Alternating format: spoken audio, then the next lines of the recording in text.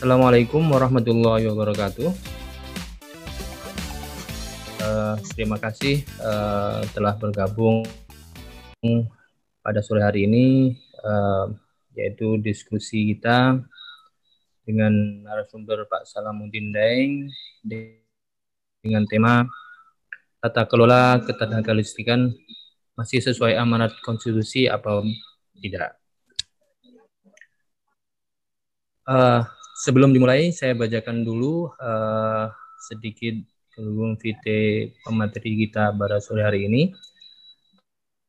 Pak Salamuddin Daeng ini beliau pernah menjadi peneliti untuk berbagai lembaga dan organisasi seperti Jaringan Advokasi Tambang atau JATAM, Walhi, dan Institute for Global Justice.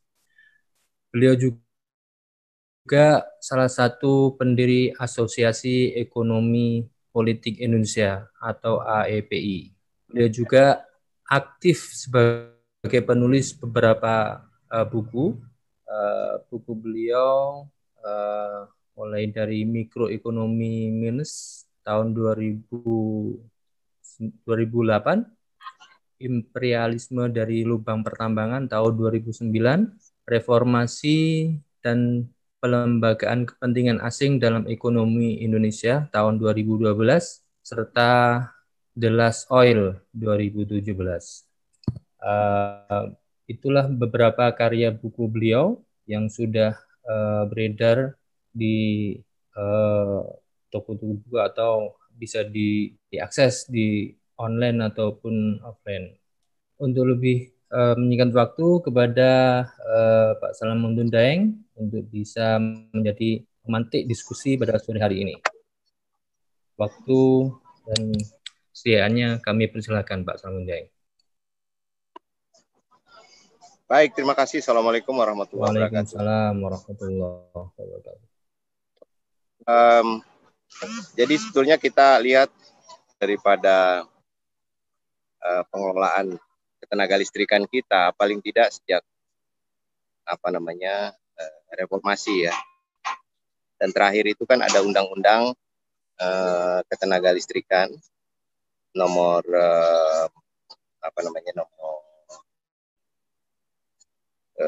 tahun 2009, undang-undang ketenaga listrikan nomor 30 tahun 2009 ya. Dan undang-undang ini sudah digugat ke Mahkamah Konstitusi karena dianggap bertentangan dengan konstitusi, dan MK mengabulkan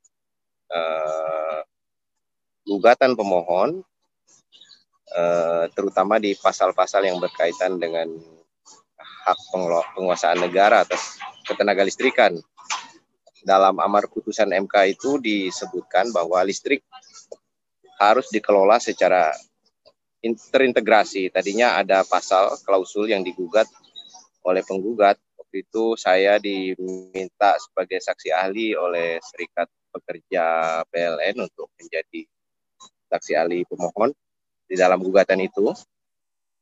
Dan gugatan ini oleh Mahkamah Konstitusi, di mana pengelolaan ketenaga listrikan harus dilakukan secara terintegrasi. Jadi kata dapat itu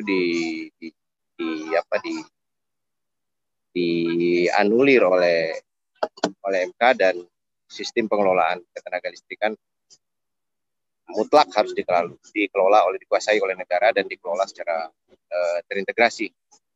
Itu di Undang-Undang Nomor 30 tahun 2009. Dalam pelaksanaannya, amar putusan MK ini tidak termanifestasi secara penuh di dalam proses pelaksanaan sistem ketenaga listrikan di Indonesia. Dan kita tahu memang apa yang disebut penguasaan negara dan pengelolaan listrik secara terintegrasi ini tidak diterjemahkan secara benar, paling tidak menurut perspektif kami ya, dalam sistem pengelolaan ketenaga listrikan saat ini. Salah satu cirinya adalah semakin ke sini listrik di Indonesia ini semakin dikuasai oleh swasta, oligarki, baik nasional, baik itu dari nasional maupun dari asing ya. Nah, lalu kemudian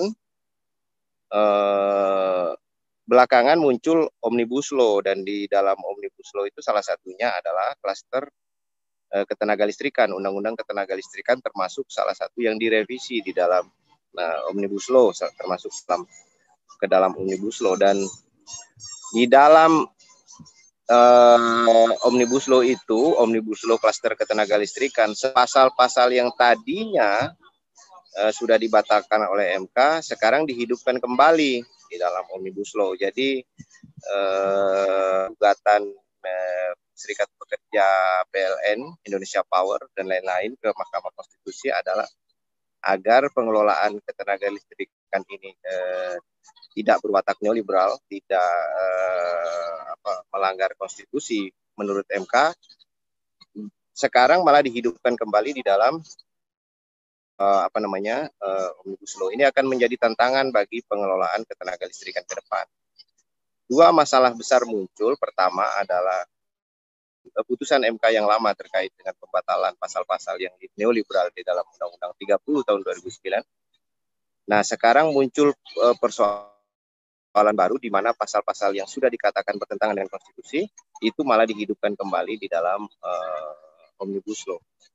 Nah, kita tidak tahu kapan undang-undang Omnibus Law ini akan diturunkan, bagaimana ke dalam aturan-aturan pelaksanaannya, apakah akan lebih liberal lagi daripada keadaan yang sudah ada sekarang, apakah dominasi swasta ini akan terus semakin besar di dalam sektor ketenagalistrikan kita, apakah nanti lebih jauh lagi PLN akan semakin disandra oleh pembangkit swasta. Dan sekarang kita lihat posisi keuangan PLN pun sekarang sebagai pembeli tunggal ya daripada listrik itu dalam posisi keuangannya merugi. Apakah ke depan ini akan terjawab lagi oleh Omnibus Law? Keadaan pengelolaan ketenagalistrikan kita akan makin jatuh ke tangan oligarki, makin jatuh ke tangan swasta, dan makin jatuh ke tangan asing. Ini akan jadi masalah besar di depan. Tapi kita akan menunggu peraturan-peraturan turunan, karena Undang-Undang tahun 2020 tentang Omnibus Law sudah disahkan, maka menjadi kewajiban kita untuk memonitor bagaimana nanti aturan Kepres, Perpres, Permen, dan seterusnya ya, terkait dengan pelaksanaan daripada Undang-Undang Omnibus Law. Namun yang jelas, Undang-Undang Omnibus Law ini semakin membuka jalan bagi pengelolaan ketenagalistrikan yang neoliberal, makin membuka jalan bagi penguasaan sektor swasta terhadap ketenagalistrikan di Indonesia, makin membuka jalan bagi dominasi pembangkit listrik swasta di dalam struktur penyediaan ketenagalistrikan di negara kita. Nah, sementara tantangan kita ke depan, kita berhadapan dengan banyak sekali masalah terkait dengan proses transisi energi di Indonesia. Proses transisi energi di Indonesia. Kita tahu bahwa sejak proyek 35.000 megawatt dirancang oleh pemerintahan Jokowi, kita akhirnya dihadapkan dengan kondisi listrik yang oversupply. Jadi terjadi kelebihan pasokan listrik ya, apalagi sekarang di tengah pandemi COVID-19 yang dalam beberapa pandangan para pengamat analis ekonomi ini tampaknya akan berlangsung panjang ya. Keadaan COVID ini, yang ini melemahkan permintaan listrik secara signifikan. Jadi oversupply yang sudah dihadapi sebelum COVID oleh PLN sekarang akan menjadi lebih bertambah parah. Nah, sementara pada sisi yang lain, PLN punya kewajiban sebagaimana aturan pelaksanaan daripada ketenagalistrikan di Indonesia, adanya kewajiban untuk membeli listrik dalam skema take or pay, skema top, dan kewajiban ini cukup menyandra keuangan PLN. Tidak punya pilihan lagi PLN di dalam menghadapi keadaan ini.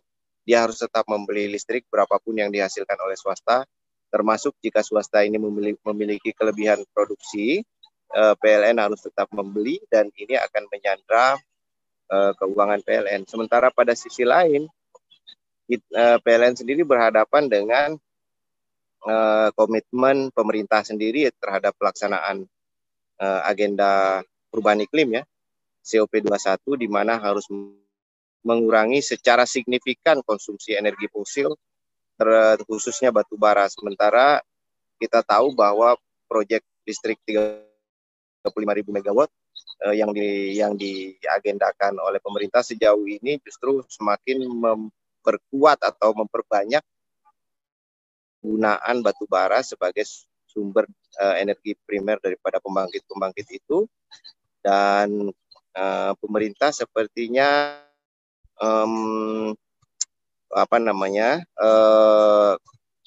keluar dari apa yang sudah disepakati di dalam perjanjian Paris dan undang-undang ratifikasi ya, undang-undang ratifikasi perubahan iklim kita sudah ratifikasi.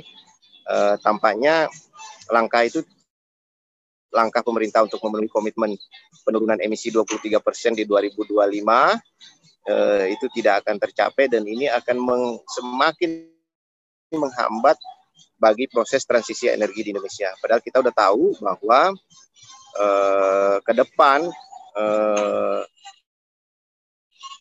keuangan daripada sektor ketenaga listrikan ini akan makin parah karena komitmen lembaga-lembaga pembiayaan internasional akan mengurangi secara signifikan pembiayaan di sektor energi fosil, dan ini juga akan menjadi ancaman bagi pembangkit-pembangkit PLN ya. Terutama lagi PLN sekarang kita tahu mengalami kesulitan keuangan, dan kesulitan keuangan ini ditandai salah satunya oleh kerugian secara terus-menerus yang tidak mampu mereka atasi dikarenakan masalah tadi kewajiban untuk membeli listrik swasta, lalu kemudian terjadi oversupply di dalam pasokan energi listrik di Indonesia, dan beban utang PLN juga yang sudah sangat besar baik kepada perbankan nasional, terhadap lembaga keuangan internasional maupun terhadap pasar komersial. Dan ini akan semakin mempersulit daya tahan atau ketahanan kita di dalam sektor energi di Indonesia, karena amanat konstitusi bahwa listrik ini dikuasai oleh negara, dan BUMN perusahaan listrik negara adalah representasi dari negara menguasai sektor ketenaga listrikan secara terintegrasi dari hulu sampai dengan hilir. Itu pengantar dari saya, Mas. Terima kasih Pak Salamuddin Daeng. Ya, gimana?